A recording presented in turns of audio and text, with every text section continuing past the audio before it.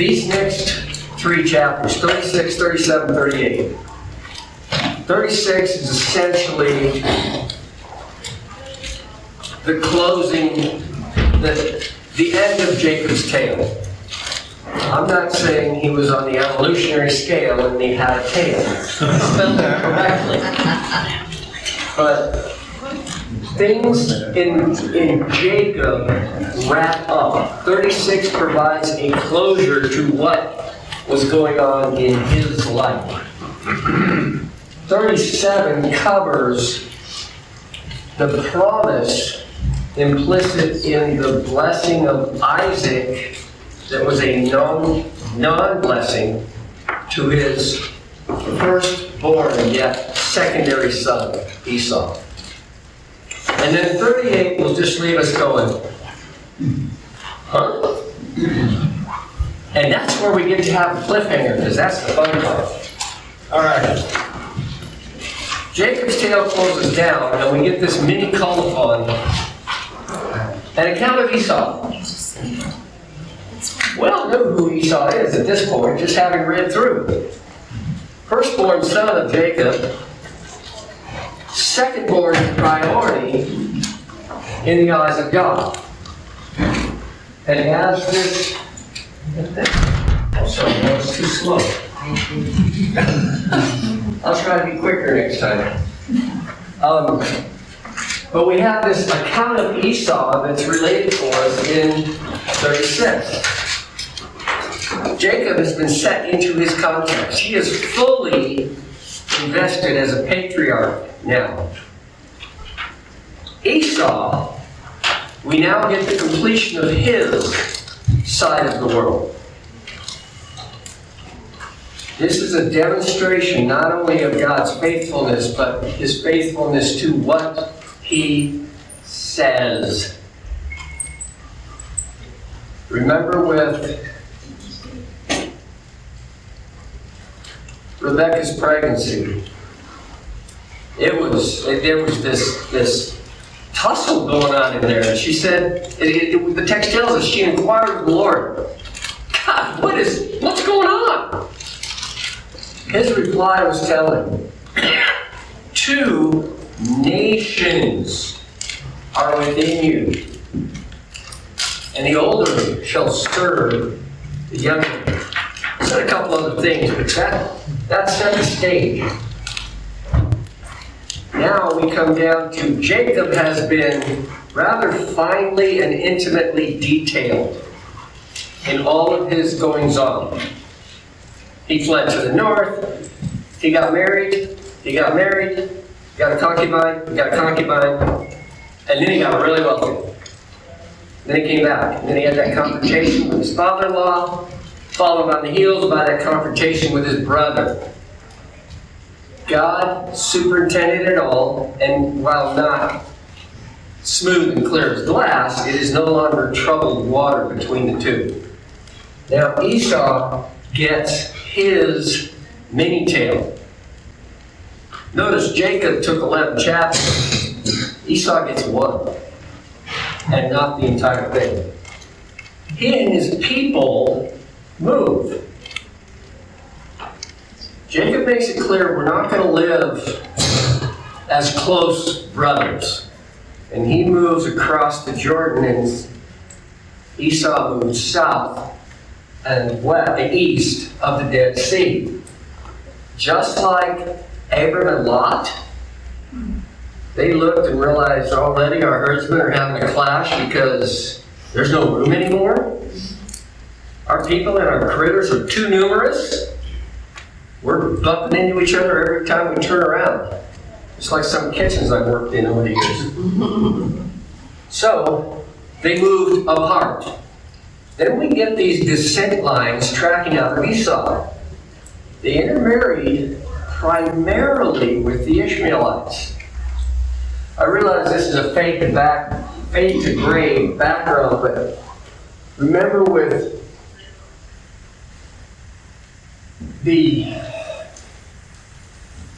Isaac settling here with his parents, and Ishmael, the prophecy, he's going to be a king as well, and 12 kings will come from him in massive lines of descent. They're promised to Hagar, but he's going to live down here. And he did. Well, this area on the map showing as Edom, this became the inheritance, as it were, of Esau.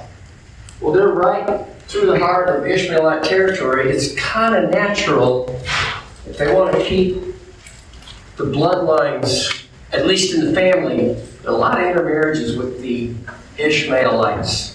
And it turns out that way. You read through the names, you read through the word by word of the text, and you realize, yeah, lots of these marriages are with the Ishmaelites. Sons and daughters, daughters and sons, given in marriage, taken in marriage, traded, blah, blah, blah. All their chattel and possessions, everything southeast of the Dead Sea. That's what that shaded area is up there. I do have a clearer, unfaded one that I'll put up in a little bit. And then once they got down there, they spread to the east and the west. So that was their territory. Notice, this whole area, with the exception of the Arabah Valley, is considered classified semi-arid desert. What was the predictive non-blessing of Isaac over the secondary son Esau? You not shall live of the fatness of the land like he gave to Jacob. You will live from the fatness of the land. All this area up in here, reasonably well watered. Great livestock country, good crop raising country in the valleys where the water collected. Down here, not so much. As predicted, Esau and clans lived from or away from that fatness of the land. And then there's a listing out of principal descendants in, well, essentially 15 through 43, the back end of the chapter. It goes through a lot of names. Not as many as, say, Genesis chapter 5. Perhaps as many as Genesis chapter 10. Let me tell you, they're a lot more difficult to pronounce. Yeah. Except for Galen, because he does that stuff. You handle those languages better than anybody else in the room, so you have a much better idea. But this is why I rarely try to pronounce those things when you're here. Yes. So we get a line on the chief sons, and the focus is on the 12 of them. How many sons does Jacob have? 12. 12. Yeah. 13.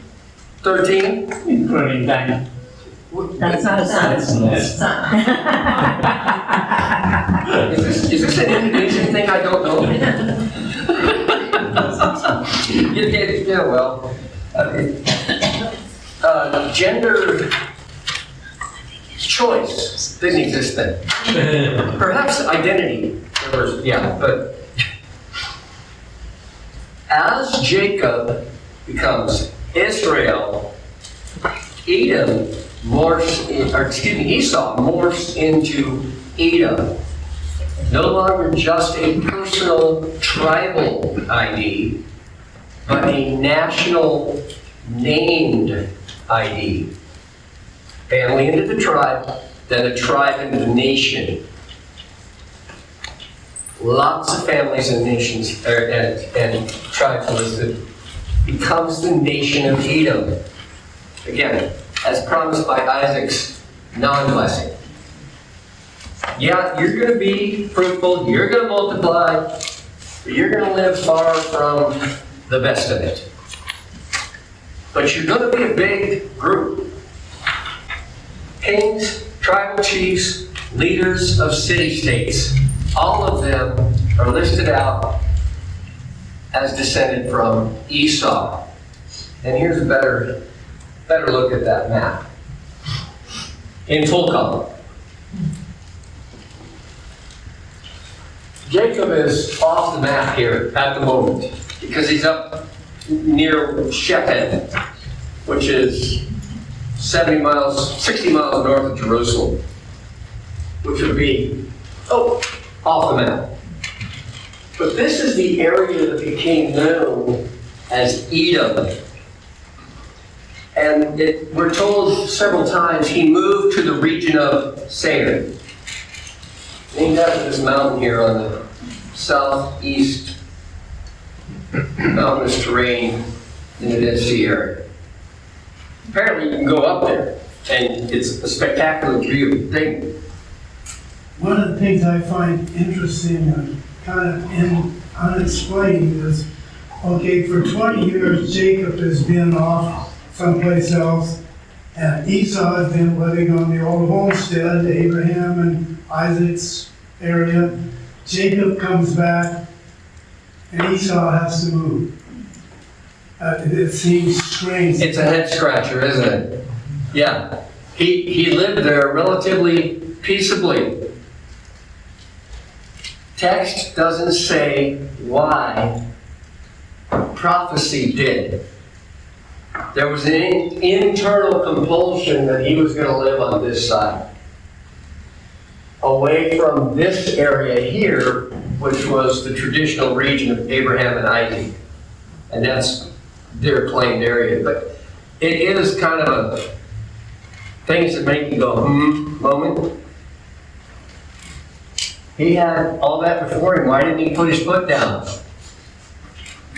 His name was God. God the sovereign. Ron? I heard a question.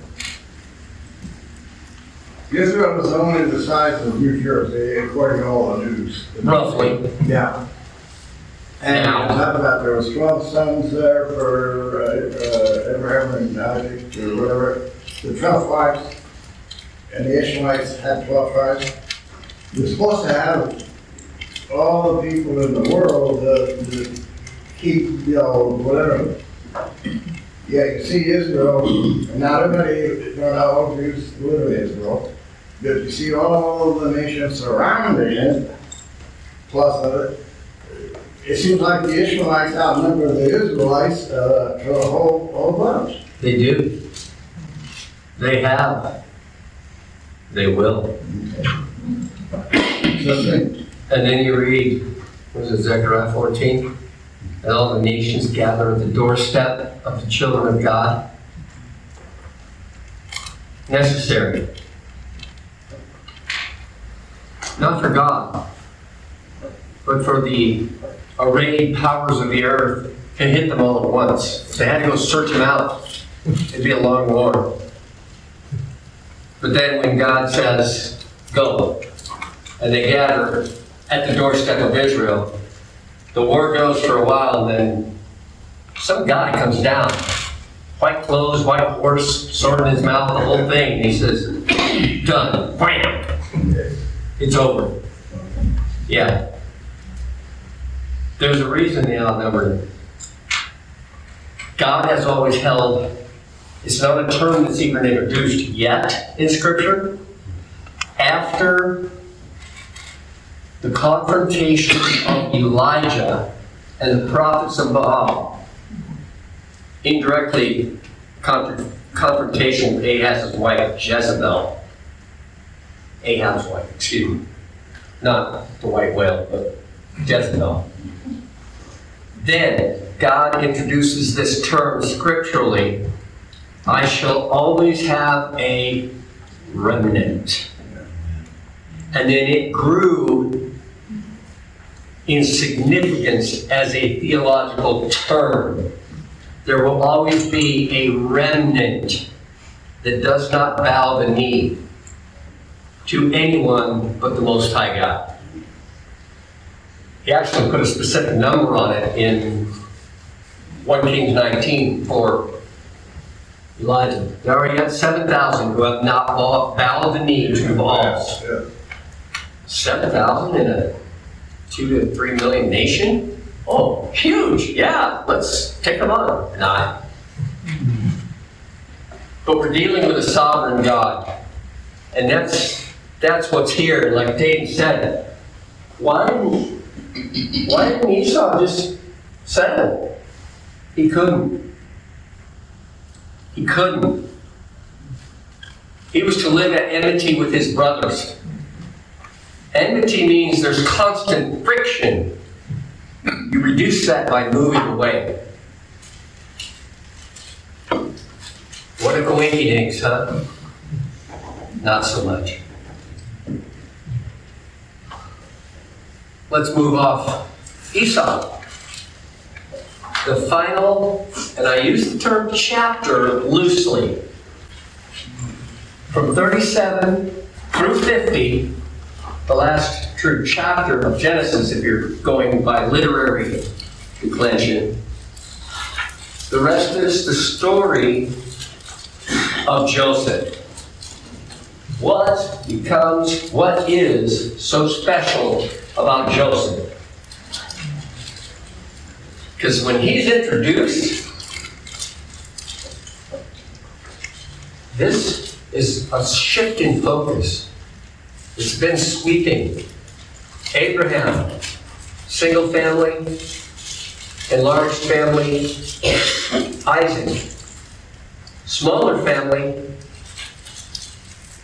A transplant, a return, bigger family. It shifts off just the family into the one who would become the protector of that family. We don't know that yet, textually. We've had Bibles for a long time, so we know that. There's a short colophon offered on behalf of or for. We don't know if Jacob caused it to be written or if it was just plugged in after the fact. Just that you didn't remember the colophon. These are the generations of so-and-so. And it's a summary statement of everything that went before. It's not, this is what's coming, like we would do in Western Lit. It's, this is what just happened. Well, that's what just happened. Jacob. Now that Jacob is done happening, focus comes to Joseph. Who was Joseph? Where is he in the birth order? 11.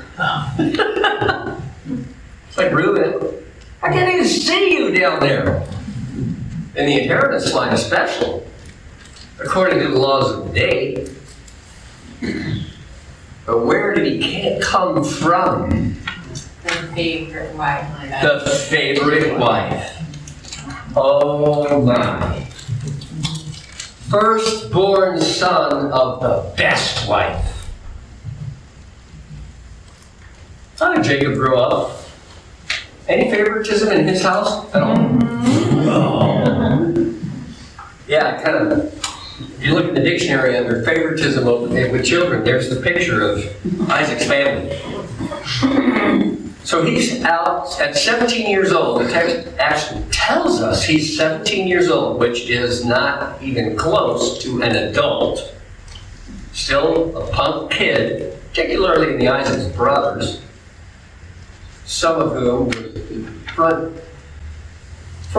Leah's first four sons, her natural sons would have probably been 18 to 25 years older than Joseph. Yeah, they're out there. I'm not sure about that. I thought he worked for 20 years, and He the did. first 7, he was not married. And the second 7. 13, so somewhere in about the time he left was when she had So, Joseph. yeah, I'm thinking around and I understand what you're saying, and there are those who will say at best Reuben was 10 years older than Joseph on the outside. There's an argument for it, yes, both ways. It just, there's a gap big enough that, well, a very good friend of mine, he's my age, he's 64. His older brother would have been 66, but cancer took him a year and a half ago or so. And then their little brother, 12 years. And they always called him the, oops, this stuff still works, child. Because 12 years went by. that could have been a lot how they had viewed Joseph. Could have been a lot how he was viewed, as in, are you kidding me? But Leah and her clan looked with disdain on the beloved wife because she was barren for so long. So he's out there with the sons of Leah's maid, Bilhah. We are not told exactly what occurs, but we are told the effect. Joseph tattles. Huh? Yeah, little brother's tattling again. Job requirement. Job requirement of the youngest brother. Absolutely. You have a duty to get your older siblings in trouble whenever you can. And my brother's 4 years older. Trust me, I poster child right there. But he wins no points with not only those brothers, but the rest of them. Lynn. I would say that if I was son number 11 and I felt the way I did, I would tattle also because, well, I'm looked down on. I'm not important. Bingo. They don't see me as anything. Hey, I got these dreams. I'm gonna give them those dreams and they're gonna know I'm someone. No, I'm someone. Pay attention to me. You're right. I'm number 11. I'm down here in the weeds. Nobody looks in the weeds except for a snake. Ooh. I did not just call Joseph a snake. Joseph, however, is the favorite, and we're told that right in the text. And then we're given a description of what was going on. And of course, given Jacob's family, are we surprised at all? Nah. He watched his dad do it to Esau. But he experienced his mom doing it with him. Guess which one he chose? I'll do this for my beloved wife's son. He's the special one. There's two factors there. Firstborn of Rachel, the best wife, and he was the child of his old age. Arguments run from 50 to 65, but he was beginning to age. And then he gets this new son. Makes me wonder how he treated Benjamin when he came along. There was a lot of ambivalence because Benjamin, though another son from Rachel, killed her. Strike one. So,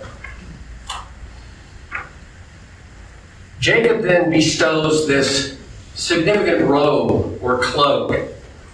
Traditional interpretation is of many colors. Fooling around with it, and in the text, that's there. But there's also some kind of exaltation attached to this. The fact that it is multi-hued and not quickly spun on a loom out of the mohair or the wool that was at hand. This made him different. Yeah, I'm only the 11th kid. I'm down here, but Dad gave me a coat, and now I stand out. He gave me this cloak, and it's special because I'm special. Careful with that one. Run. Well, since he got all the striped, spotted, mottled sheep, what do you expect? Yeah, that's a good point. I had never put that together. Yeah, but for his other boys, we're not told that it was a multi-hued anything. They just wore beauty tees. I think it's interesting. Okay, here we have Joseph. He's the favorite.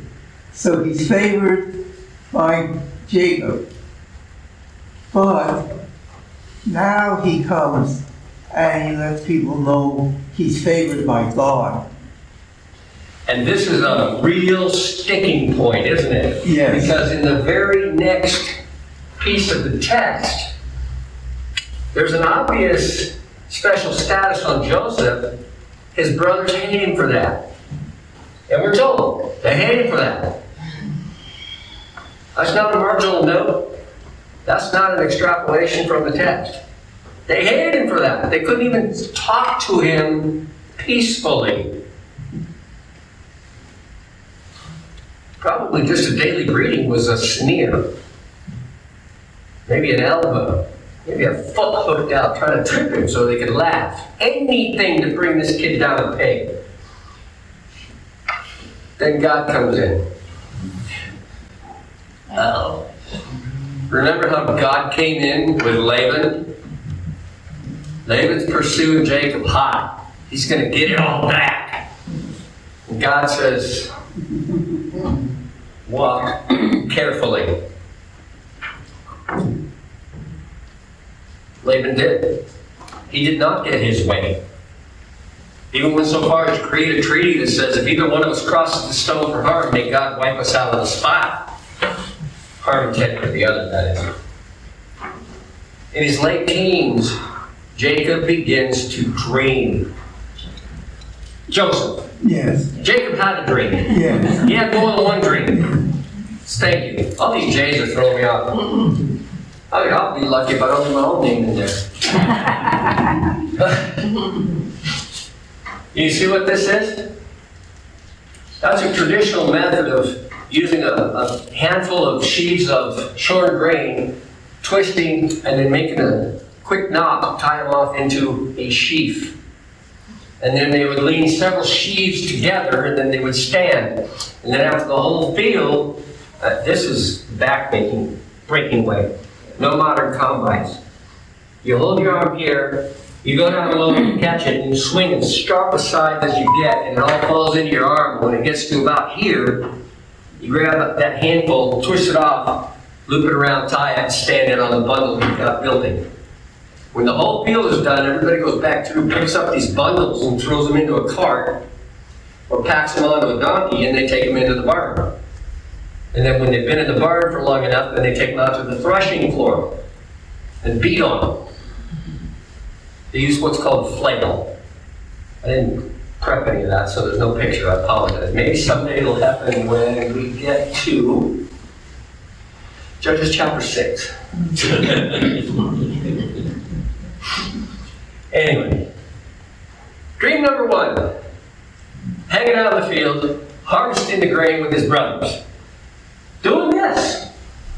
That's what they're doing it right now. And they're each working a row or rows, stacking them up, and then they'll come back and gather them all in, and they go into the feed tray, the seed bin, or whatever it is they're using it for. Hey, you know what? Right during this grain harvest, good grief, I had a dream. My sheaf stood up, proud and tall. And you could just see his brothers going, oh boy. Here it comes. Question. What's he going to pull out of his hat this time? All your sheaves came over and started bowing down to mine. This is not winning points, kid. This is not winning points. Really? Really? They don't hate him anymore. They despise him. They turned it up a notch. They poured on the heat in their hatred of this brother. You have got to be kidding me. Putting on airs, walking around in your fancy coat after we're done harvesting, walking out to the field with it on, and then draping onto a branch so it doesn't touch the ground. Then he has another dream.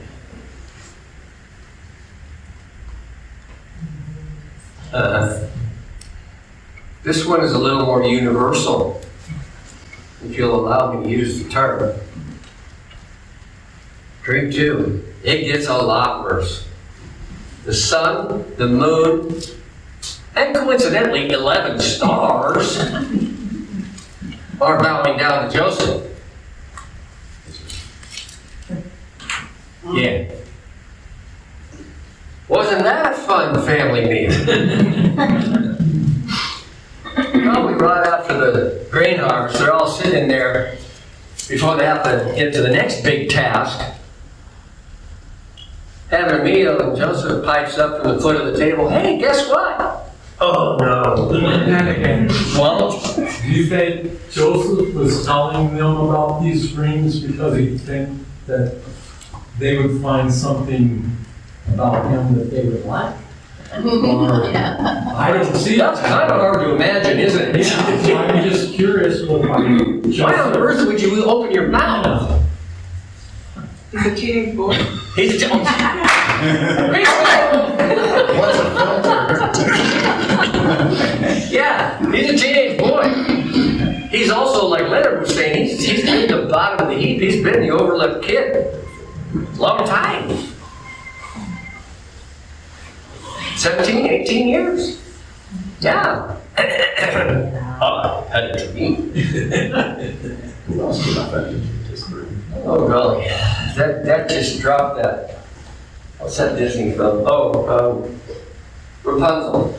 The little tavern scene where they have a dream. She gets all the tough guys singing. Anyway, sorry. Divergent brain. They're sitting there and he says, yeah, sun, moon, 11 stars started bowing down to me. This was a little too much for Jacob. Why 11? Why 11 stars? How many brothers does he have at this point? The what? How many brothers does Okay. Joseph have at this point? Oh, Because Benjamin has been born. He's the youngest of the lot. all right. So that's all the 11 brothers, sun and moon, clearly mom and dad.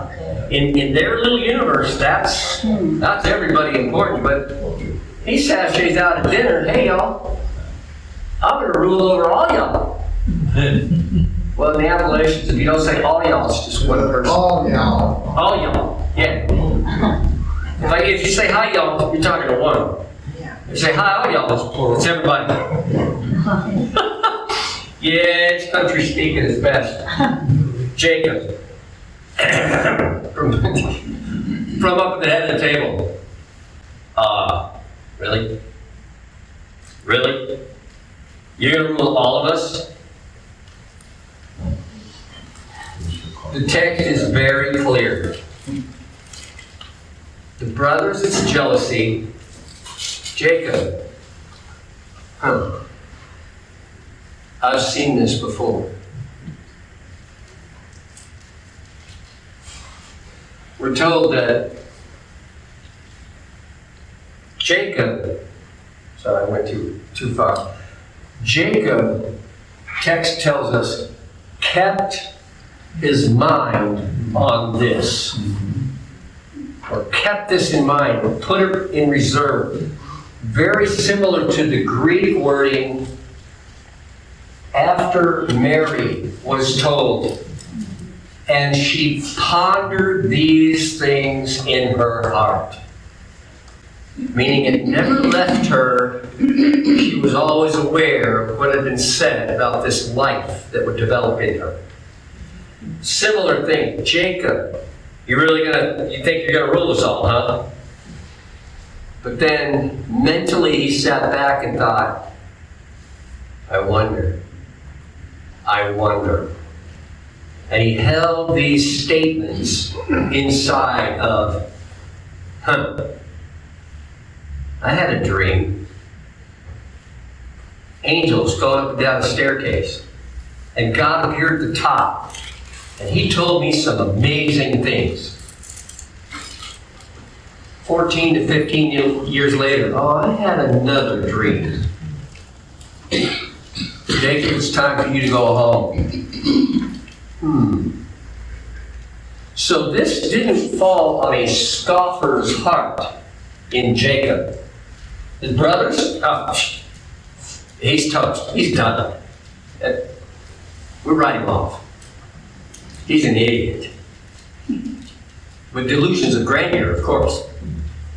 Jacob held this, and I wonder if this was in his mind, those few years ahead, when he's on his way south, and then reunited with the third most powerful man in Egypt, who just happens to be his son.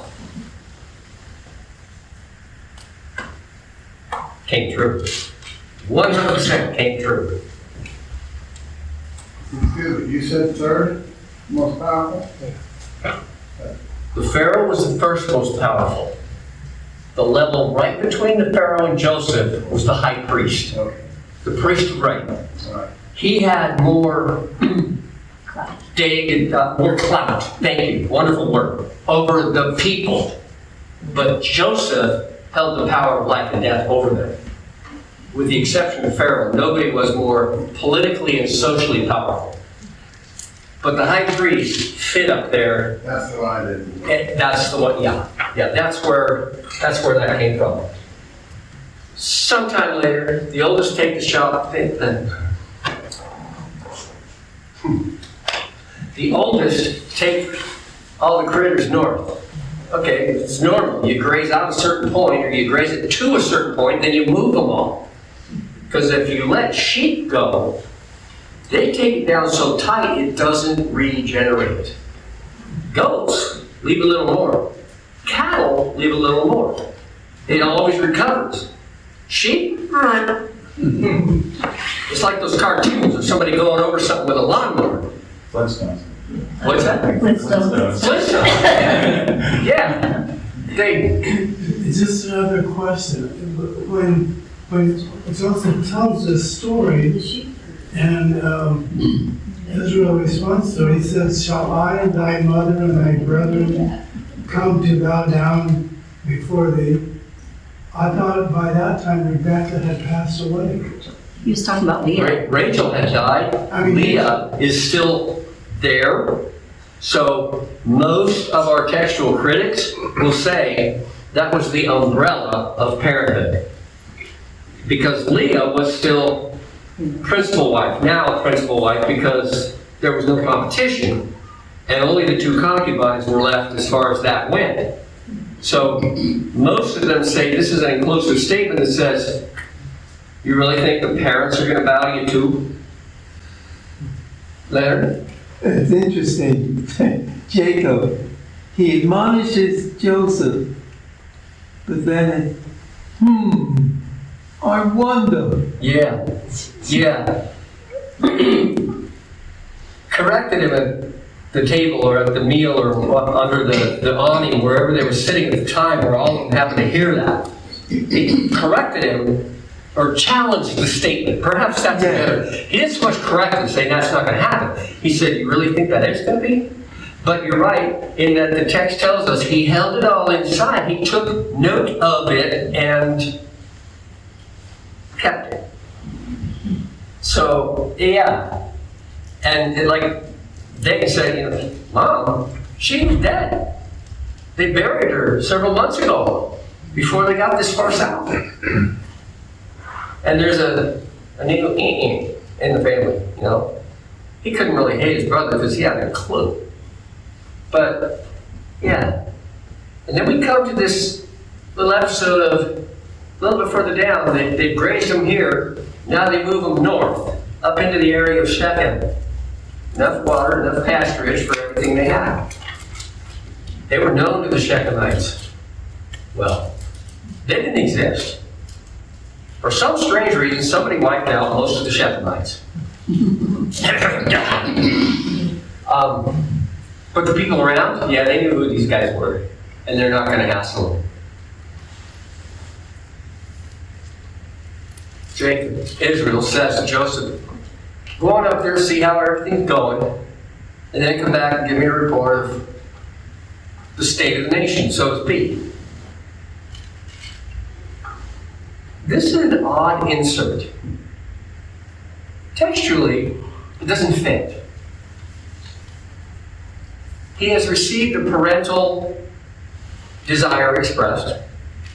Go up, find your brothers, find the flocks, check everything out, come back and tell me how it's going.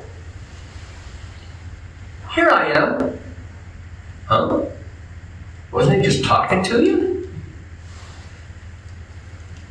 But something else is going on in the narrative, and remember, with Hebrew narrative, it is not always Greco-Roman, Western, linear. It can loop, it can double, it can cross over, it can jump back. This probably is one of those where Jacob had said, or leaned into the tent, he's probably out in the awning, enjoying the cool of the day while he's supervising whatever he's supervising. He goes, "Hey, Joe, come here. Here I am." But this is the exact phrase used when Eli finally figured out who was calling to Samuel in the night. "Here I am. Speak, Lord, for your servant hears." Oh. This is the exact phrase of the call of Isaiah. "Who shall I send? And who will go forth for me? Here I am." Or KJV, "Here am I. Send me." Same exact phrasing. We begin to get a hint that there is a thumbprint of God on this young man's life. And if you were an ancient Hebrew and you were reading this or hearing this for the first time as possibly a young teen in what passed for the education at the time, this is a formula they know. This is God directing action. Just a side note, but it doesn't really fit. But a very common reply when God summoned. So he heads up to Shechem. And we find him wandering around up there going, "Where's the sheep? Where's my brothers?" He doesn't find them. But the delay was necessary for other pieces to fall into place. It's easy to just read through it and go, "Oh, he goes, he doesn't find him," and then he finds a local. But his brothers and a Midianite caravan and Joseph all had to come into the same place in the same timing. I know I've said it before. When God writes the notes, the symphony is amazing. Here it comes. Except this is more like Rotterdam, not Die Valkyrie. Sorry. It's a coincidence. Yeah. God preordained. Coincidence. Yes, just like a coincidence that the modern nation of Israel has been attacked wholeheartedly 3 times and come through reasonably unscathed. What a coincidence. That's the story for another time. Finally, Jacob finds a local and he says, "Bunch of guys, whole bunches of sheep and goats. Seen anything like that wander through?" "Oh yeah. On the Mode Trail." He said, "Yeah." And I overheard him saying, "Oh, he said something about Dothan." Okay, this means nothing to us. I mean, honestly, this means nothing to us. But it's an area further north. It was also an area of known pasturage. 10, 15 miles. Believe it or not, that's over 3 days with sheep. You can do that, you can walk that in a day. But if you're letting the sheep move at the pace they can survive, that's about 3 days. Joseph catches up. Okay, the timing, the pieces are beginning to clunk, clunk, clunk, clunk, tumble down into place. Significance? Dothan is a railhead. Huh. Not to break that train of thought, but sorry. It is a caravanserai. It is one of the stops on the caravan route that went through that area of northern Palestine. Huh. So, I realize the map is not the greatest. But this here Caravan came down through, skirted these, this was a main trade route, came through between these rivers across the mountains. This will be the southern Lebanon, where the cedars grow. Yeah, it came through on the shoulder of the mountain here, came down, came through, skirted the northwestern outskirts of Dothan, and then went down and through the coastal area, another big stop in Giza because it was connected to a port. And then it carried down and around into Egypt. This is a huge route of commerce. And all the pieces have now tumbled into place. But they came up out of Hebron, went towards Shechem, then they moved them up here to Dothan. This is where Joseph catches up. There's the third piece. Clunk, thump, thump. This is a finely orchestrated piece of music. Do they finally get along? Oh, here we go, Debbie. Here we go. They see him coming. Yeah, one of them looks out there. Look at that coat. Yeah. Here's Joseph. Never leave home without. Exactly. This was an early annex card.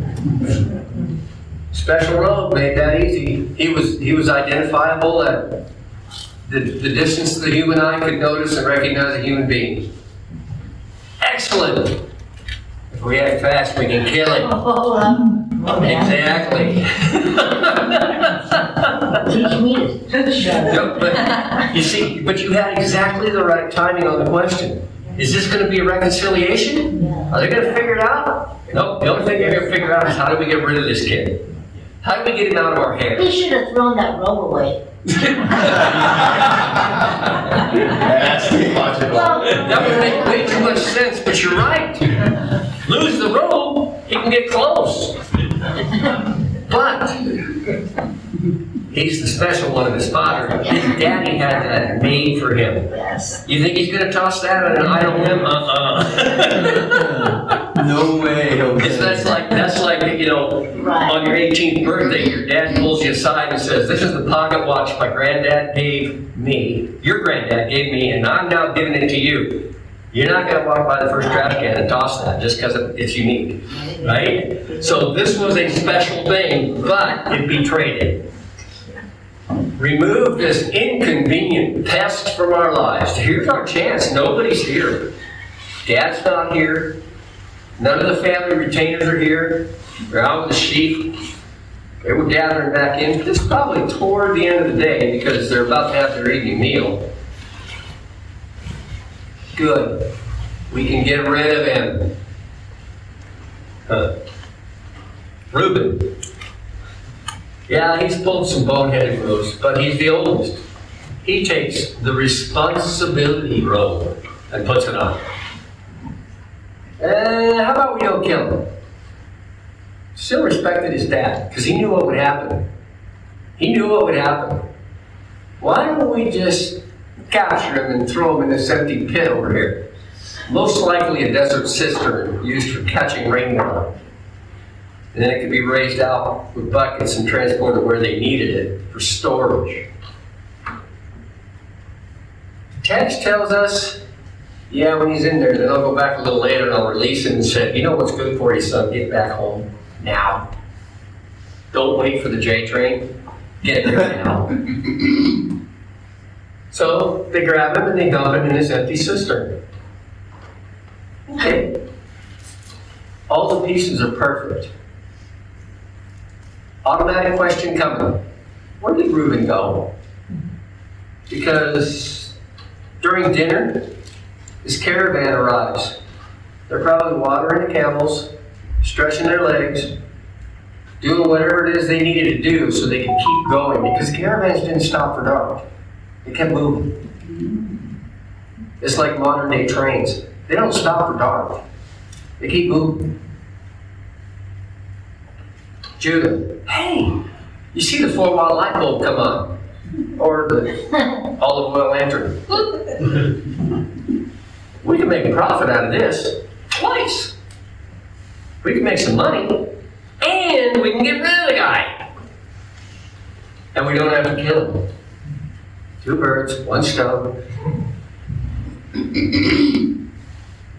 No one dies. What a brilliant idea. No blood on our heads. Besides, we may hate to admit it, but he is our blood. Okay, we're still talking about a brother here. So that's what they did. We're not told where Reuben was during this. Was he out seeing the last of the sheep? Was he making the final rounds of the retainers on, okay, everything peaceful out here later? Just a little bit of speculation. He may have been out guarding the sheep, oh yeah, we'll send one person out, they'll guard, everyone else is eating, but That could have been. It could have been on ship. One of the owners, in addition to the retainers, will be out here watching them. Reuben, the oldest, okay, I got first watch. You guys eat and then figure it out. I'll eat when I get back. Very well could have been. It sounds like a perfectly natural scenario. Reuben comes out, and on his way back, he stops by the cistern. Oops. Where'd the kid go? Yeah, he's gone. Now he panics. What am I supposed to tell Dad? Well, what am I going to do now? Brothers, easy. Watch this. Give that coat. Go get a baby goat. They kill the goat, they let it bleed out all over the coat, then they rip the coat up. Check it out. He just got killed by a wild beast. Easy solution. All fixed. Oh. Is it CLOAK? Cloak. Oh, you know what? Clock. No, that's a C-A, that's cloak. Yeah. Here? Clock. Or did I spell clock someplace else? Yeah. The line just above it, Tara. Oh, there it is. oh, it's the clock. Well, so the timing was a little off. So we tell Dad that Joseph got killed by a wild beast. Ew. But Possibly. they go back. And that's how they sell it. I'm not going to go into 38. We'll pick up at 38 because our time is out. But that's how they sell it. Yeah. He got killed by a wild beast. Jacob bought it. No irony there at all, right? Let's see. Young goats, fur, skin, etc. of the goat. Massive deception of a parental unit. Ringing any bells? Yeah, that was exactly his motif with his own dad. Oh, yeah. That's how he fooled Isaac. Killed a goat while mom's cooking the goat. They wrapped the fur, the mohair skin, light skin on him, here and here, and yeah. No DNA. No DNA in those days. Bingo. Well, when we had it, they just didn't know what it was. Yeah, they couldn't test it. So,